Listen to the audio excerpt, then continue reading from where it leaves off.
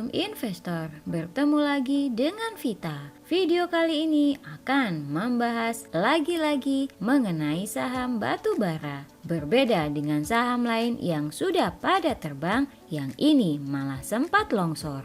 Tapi dia bisa mantul kembali.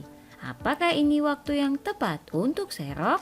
Tonton sampai habis videonya agar Anda mendapatkan pemahaman yang utuh. Langsung saja, ini adalah perusahaan yang kami maksud, PT Harum Energi Tbk dengan kode saham HRUM. Laporan keuangan triwulan 2 sudah terbit.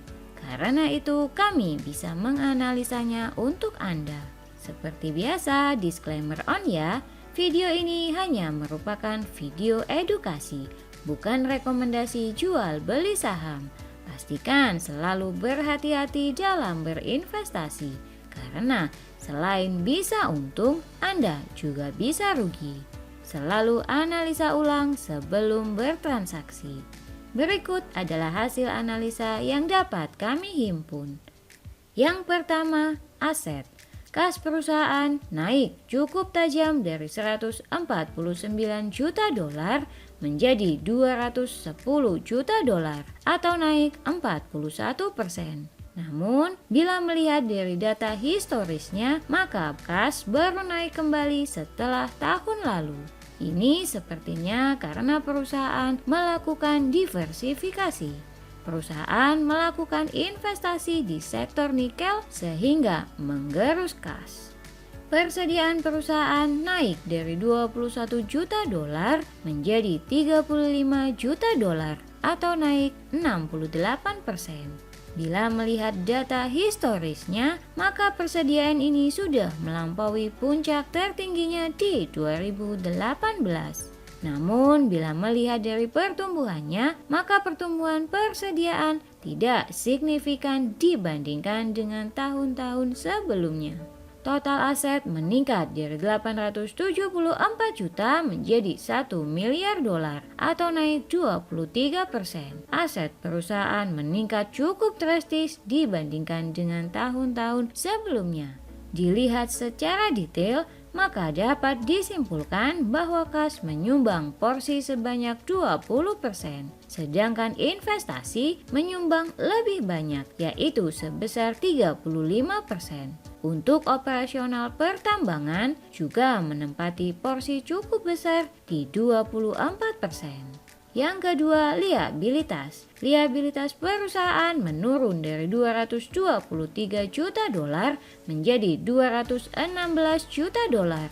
Walau terlihat menurun, tapi ternyata dari historisnya liabilitas sebenarnya membengkak sejak tahun lalu. Tapi ini tidak dibarengi dengan hutang buruk yang justru cenderung turun di triwulan 2. Debt to equity ratio menunjukkan level yang sangat rendah di bawah 10%. Kami berkesimpulan liabilitas naik karena kegiatan operasional berupa produksi batubara yang semakin kencang. Yang ketiga, ekuitas. Saldo laba yang belum ditentukan penggunaannya meningkat dari 313 juta dolar menjadi 445 juta dolar.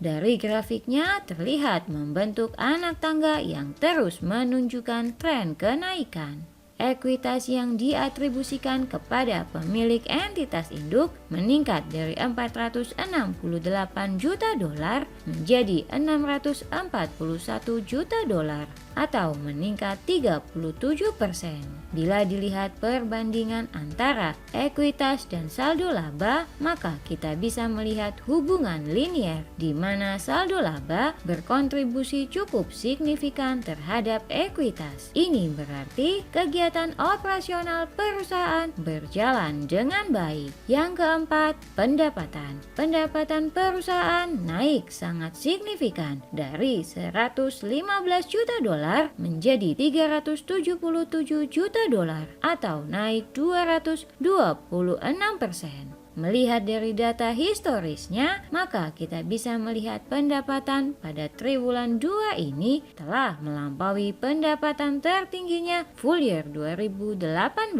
Dilihat secara detail, maka penjualan baik di lokal maupun ekspor meningkat tajam. Menariknya, kontribusi ekspor batu bara ke China Huaneng Group menempati porsi cukup dominan di angka 44%.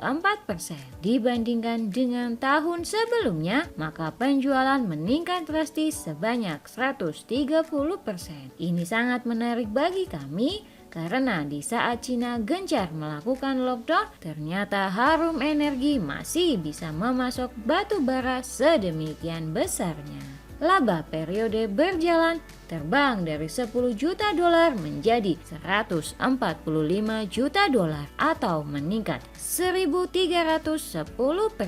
Bila diperhatikan dari data historisnya, maka laba triwulan 2 ini telah melampaui laba perusahaan sejak 2016 lalu. Yang keenam, cash flow. Kas neto yang diperoleh dari aktivitas operasi meningkat dari 42 juta dolar menjadi 161 juta dolar. Secara historis, cash flow juga meningkat seiring dengan labanya yang juga all time high. Melihat rasio akrual, maka ini terbilang cukup baik. Menurut kami, tidak ada masalah berarti pada akrualnya. Yang ketujuh, dividen. Sayangnya, dividen tidak konsisten dibagikan oleh perusahaan ini. Mungkin karena perusahaan masih gencar melakukan ekspansi. Perusahaan lebih memilih menghabiskan kas untuk diversifikasi di nikel ketimbang membagikan dividen. Karena itu, sebaiknya tujuan investor berinvestasi di saham ini adalah untuk mendapatkan capital gain ketimbang mengharapkan dividen. Yang kedelapan, rasio finansial. Beban penjualan terlihat adanya tren penurunan yang cukup signifikan. Ini menjadikan perusahaan semakin efisien dan bisa membukukan laba yang semakin besar. Dalam 2 kuartal terakhir, perusahaan juga telah berhasil mempertahankan ROE-nya di level 46%. Saat video ini diambil, harga saham ada di 1970. Secara teknikal, maka harga masih berada di fase downtrend karena berada di MA jangka panjangnya. Namun sudah terkonfirmasi berbalik arah sejak pertengahan Agustus lalu dan terus melanjutkan fase uptrend jangka pendeknya. Aset turnover juga menunjukkan peningkatan dibandingkan dengan tahun sebelumnya dan telah mendekati level full year 2021. Gross profitability pun menunjukkan level yang hampir menyamai tahun lalu dan level ini pun sudah melampaui tahun-tahun sebelumnya. Yang kesembilan, valuasi. Dengan PER 6 kali kita bisa melihat bahwa saham ini masih terlihat murah. Umumnya saham batubara akan terlihat mahal ketika PER mengecil. Dengan PBV 2,8 juga menunjukkan level yang lebih murah bila dibandingkan dengan tahun lalu. Menimbang PER dan PBV yang terlihat murah dan dengan kinerja yang superior di tahun ini, maka bila perusahaan dapat mempertahankan kinerjanya sampai akhir tahun, kami valuasi harga wajarnya ada di 3.700 dengan PBV 5,2. Kami melihat margin of safety saat ini cukup tinggi bila dibandingkan dengan saham-saham batubara lainnya. Yang ke-10, momentum.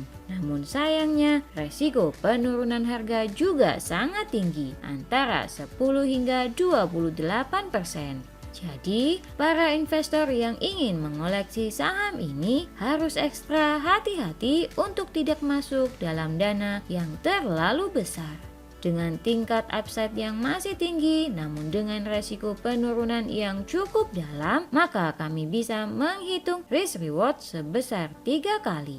Setelah menganalisa lebih dalam mengenai emiten ini, maka kita telah sampai pada kesimpulan 1.